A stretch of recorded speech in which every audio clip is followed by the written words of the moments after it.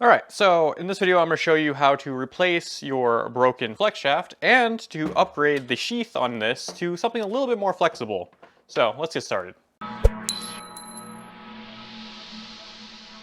So this is a Foredom flex shaft, as you can see, and I actually broke the shaft in here, so I need to replace it. So to show that it is broken, if I push the pedal, it makes a bunch of noise, but it doesn't do anything. The other way you can tell is if you open it up, look how short this is right now, and if you pull on it, it could come out. It's not going to right now, and it's a little greasy. But yeah, this is just not connected to anything inside now. So to do this, you're going to need a couple tools. You need something so you can take a couple measurements to make sure everything is in the right spot. You need a adjustable wrench or a wrench that would fit your larger parts on here, the one that's right here. And you'll need a flathead screwdriver. A small one like this will work, but you might not be able to get enough torque out of it with your hands, and you'll have to use some pliers on it. And I'll show you how to do that. And you'll need some shaft lube for the new shaft because it is completely dry and it needs to be lubricated. So if you look at this part right here, it has this little hex part on it for removing it. And you'll notice that it has the remove word on it and it's pointing a direction. This is actually not the normal threading of most like bolts and stuff. It is left-hand threaded. So you have to go the other direction to actually loosen this. So just kind of twist this off. There we go. And you can see it is broken right there. So now we have our shaft like this, and you can see that it's already coming out of here. To remove it, push it through, and just kind of pull it out this side. And you're going to get all greasy from this. So that's all you have to do if you're just switching out the inside flex shaft or cable that's inside. But in this video, we're also taking the sheath off and replacing it with a different one that is a little more bendy. It's kind of an upgrade. So if you look right here on the sheath, it actually has some weird damage right here. And it's probably fine, you could probably reuse this, but I got an upgraded one. So this one is a nylon one that is a lot more flexible. Granted, you can't just fold it in half and still use your flex shaft because you will put too much strain on it, but you'll have more flexibility. So you can see that it has a little bit more of a bend to it than the other one, but we'll see how that actually plays out when they're all put together. So to remove that sheath, all you need to do is undo this set screw right here. There we go. So now I can just put this to the side. So now we need to take this part off of the actual shaft motor. So this is going to be covered in oil and be very slippery. So use some paper towels or something, or a rag, to make sure you can actually spin it. So same thing, just remove this one little set screw. And as you can see, it's really hard to get off. Like, I can't turn this with this particular screwdriver. So to make this actually work, I'm just going to use this and some vice grips. And there we go. If you have better tools for doing this, use them, of course.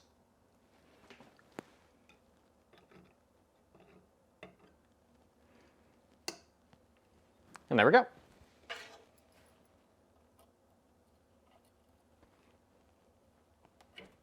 right, so the shaft right here has a flat spot on it and the rest of it is round. You want to make sure that your set screw is actually on the flat spot so it has something to go against and hold it in place. If you do it on any of the other areas, it will eventually come loose and you're going to have some problems. So there we go. So now you just want to put some of the Foredom lubricant on the shaft.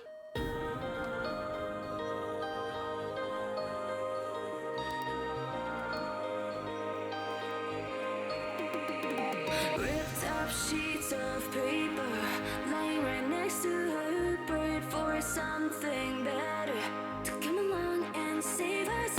All right, so you could put this on now, or you could put it on before putting all the grease on and making a mess like I'm about to do. But yeah, to do that, just put this on.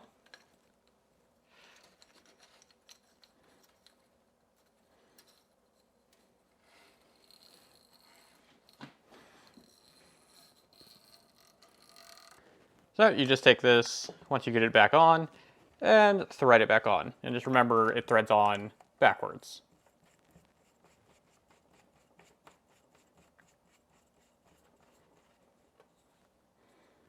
And just snug it up with a wrench. And there you go. Remember, this is plastic, so don't overdo it. So to put the actual sheath on, you want to feed in through this side and come out this side.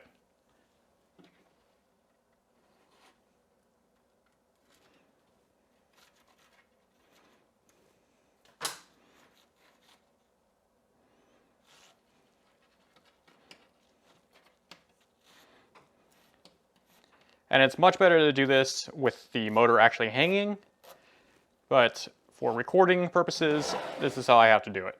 So now I have the shaft here, it goes directly in here, and we have to adjust the length of this. When it comes to the actual shaft part that's sticking out itself, you need it to be at a certain measurement so everything just lines up right with your handpiece. So it's 19 millimeters or 3/4 of an inch. So there we go, that should be good. And now we just have to tighten up the set screw and we are good to go. All right, so there we go. It is now working again. And if you have any weird chattering or anything in here, you might have not put enough of the lubricant in there. And you can bend this a bit to get it to kind of spread out a little bit easier and faster and get rid of the like chattery noise from this. But this is good to go and I can start using it again. So if you're looking for anything that I use to repair this with, I'll have links in the description to places where you can get them if you need them. Hopefully you don't, and hopefully you don't break yours, but if you do, at least now you know how to fix it.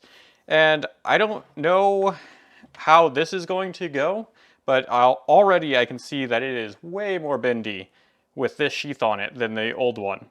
And this still spins like this, but I don't suggest doing it like that. So that's about it for this. If you found this helpful, leave a like and let me know in the comments if you use one of these flex shafts or if you use something else like one of the Eurotool ones or if you use a Dremel. And subscribe to my channel for more helpful videos like this one. I'll see you guys next time. Bye.